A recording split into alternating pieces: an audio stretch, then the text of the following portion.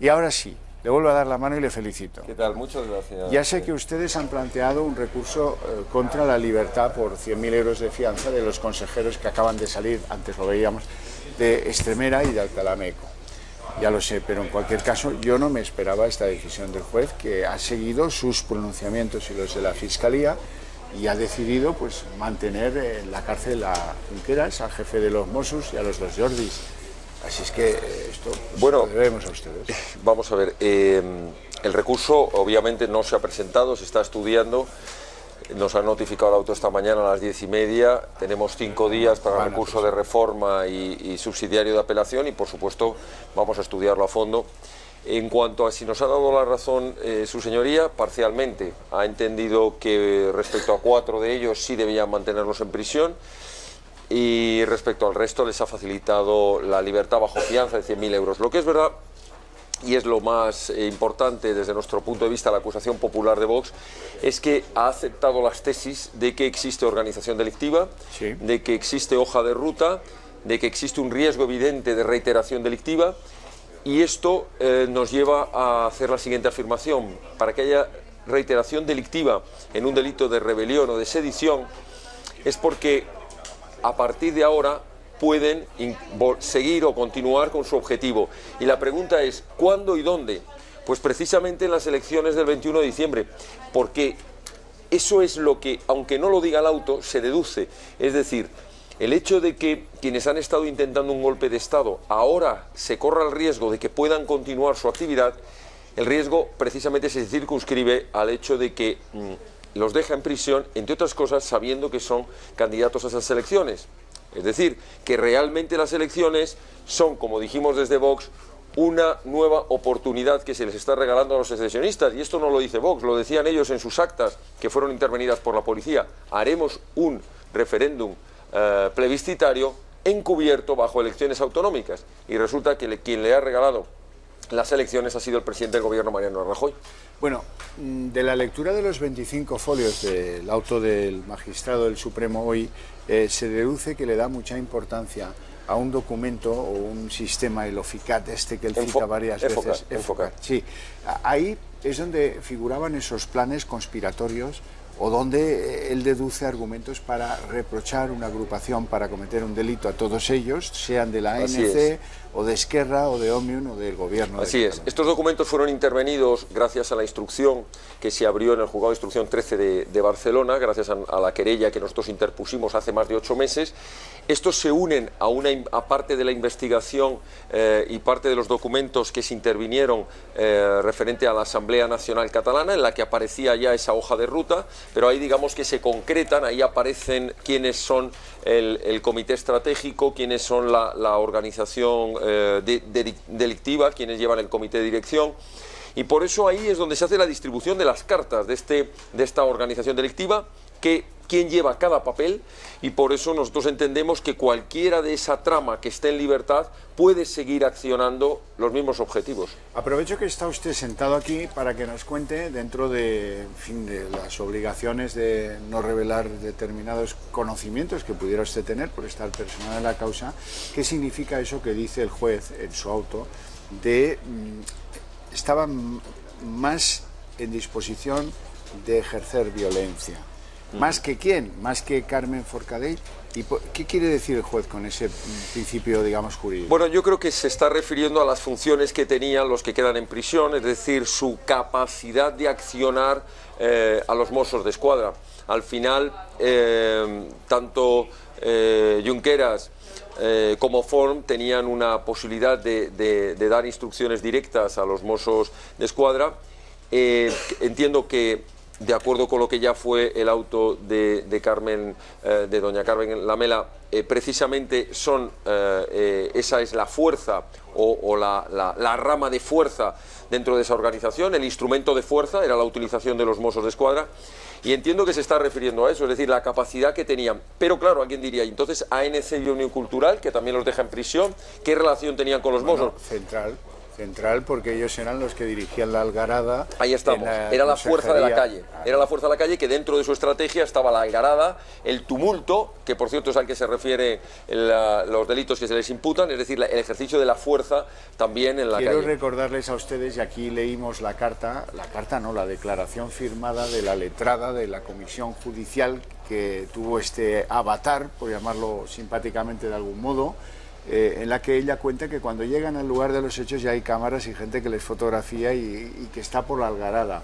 y que, en fin, y que allí acude Junqueras y allí acude algún otro político catalán a alimentar la algarada, es decir, participan en esa violencia que hubo ese día fatídico de la entrada y requisa de documentos, que se frustra porque algunos, alentados por la ANC y por Òmnium, roban esos papeles de los coches policiales, destruyen los coches policiales, impiden que los 20 miembros de la comisión judicial puedan abandonar el edificio.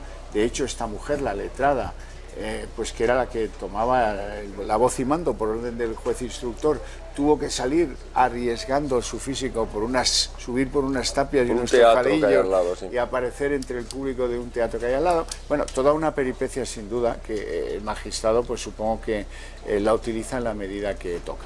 Ahora bien, yo sigo viendo puntos oscuros en todo eso. Por ejemplo, decíamos algunos, yo era de los que, como no sabemos nada de la justicia, nos adentramos por ese proceroso mundo de una manera pues manifiestamente errónea, y pensé, hombre, que no hayan contestado a los fiscales el viernes, tanto Junqueras como Romeva, será el signo, el renglón que los va a diferenciar negativamente del otro conjunto que sí contestaron. Nones, la misma fianza ha tenido Romeva que los otros consejeros de la Generalitat, y ahí se ha quedado la historia. O sea, esto no ha sido la Sí, bueno, es verdad que es una pregunta recurrente en las intervenciones de periodistas, el referirse a quién contestó o quién no contestó a la Fiscalía, quién contestó y quién no contestó a la acusación popular, es decir, quién ha guardado silencio. Pero es que esto es como entender si ha habido una colaboración, ¿no? Es decir, ha prestado más colaboración a la acción de la justicia, y evidentemente por ahí no pueden ir los tiros, porque puedes haber contestado, pero simplemente para negarlo o para no facilitar ningún dato que te ayude a la exoneración. Es decir, ellos en toda su declaración de más de 4 horas y media sostuvieron, pero vamos, de una manera firme, que los hechos eran así. Es decir, no, en ningún momento negaron los hechos. Alguien me podrá decir, hombre, es que eso no se estaba debatiendo en el fondo. Hombre, pero si estás en prisión preventiva por unos hechos, intentarás quitar carga probatoria para decir, oiga, yo estoy en prisión por algo que no he hecho.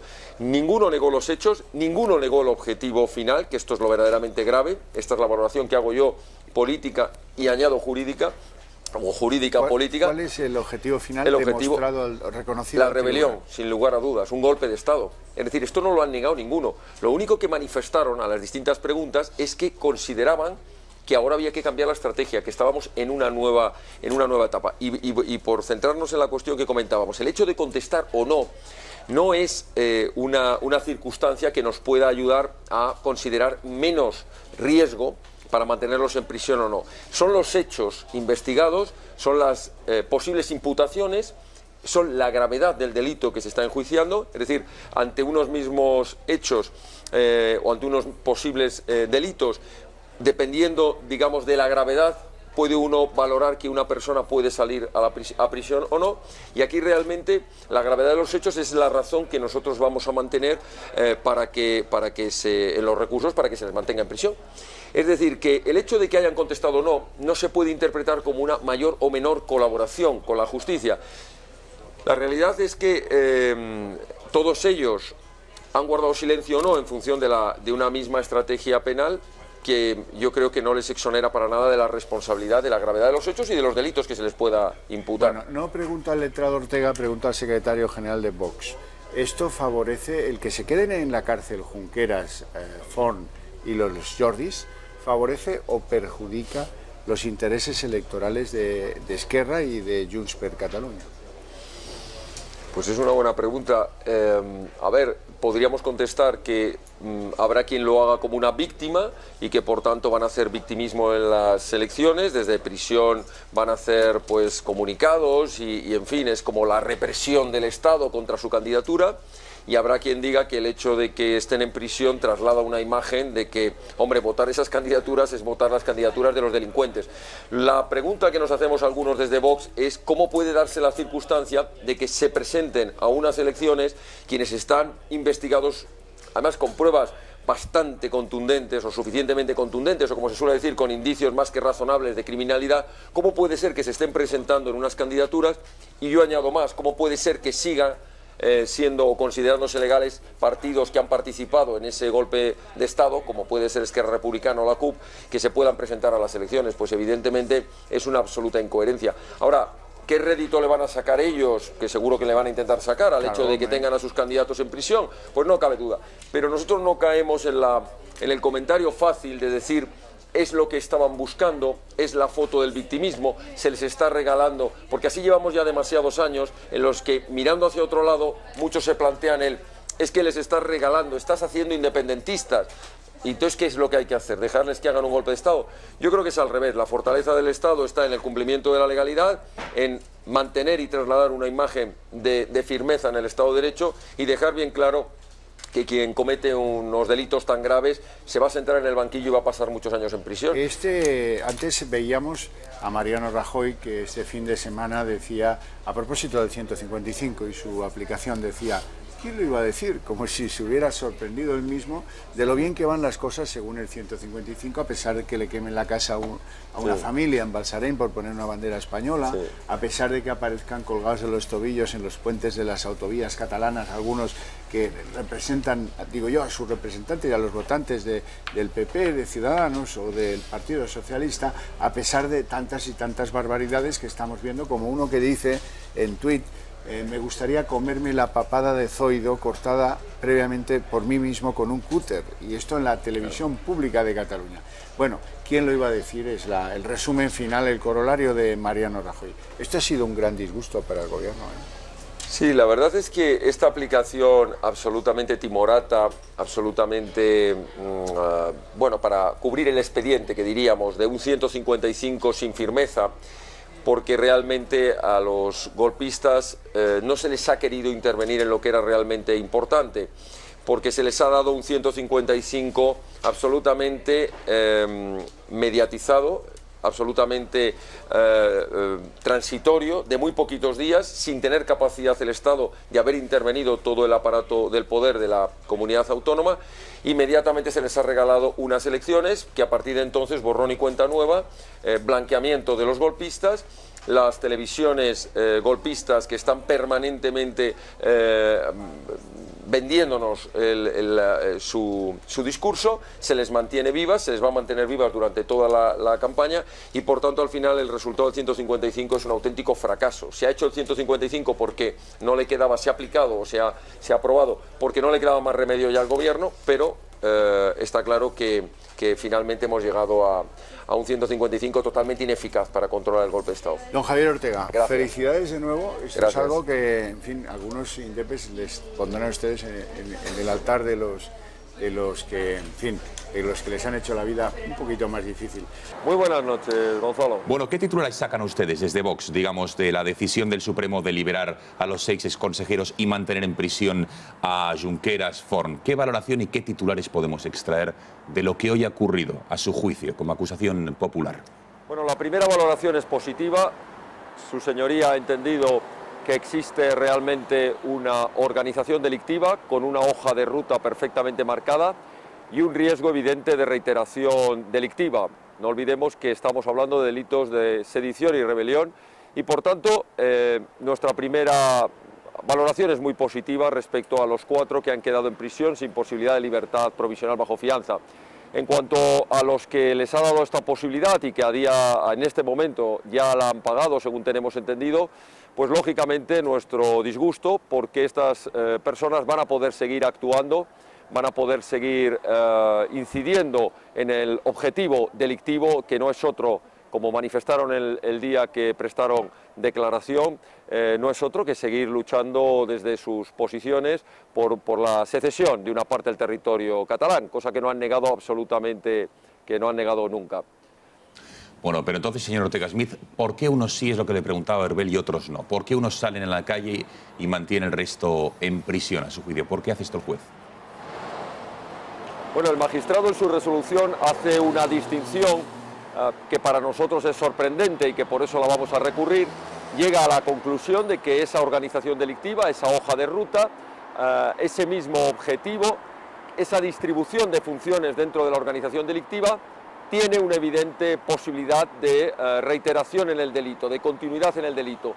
Pero añade su señoría que entiende que la lesividad al bien jurídico protegido, que no es otro que la Constitución, es diferente, hace una distinción sobre la lesión que se produciría al bien jurídico protegido. De alguna manera, como asumiendo el riesgo de que pueda haber una reiteración delictiva, entiende que algunos ese riesgo no es asumible y los deja en prisión, bueno, por el nivel o por la capacidad que puedan tener de actuación, y a otros considera que la lesión sería menor y que por tanto ese riesgo sería asumible.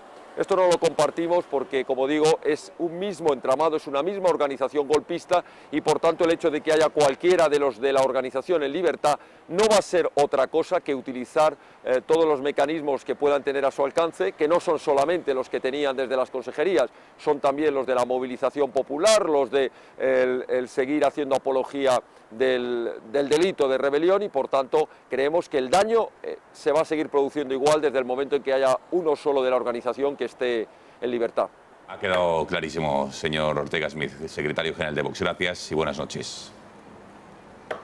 Muchas gracias y buenas noches.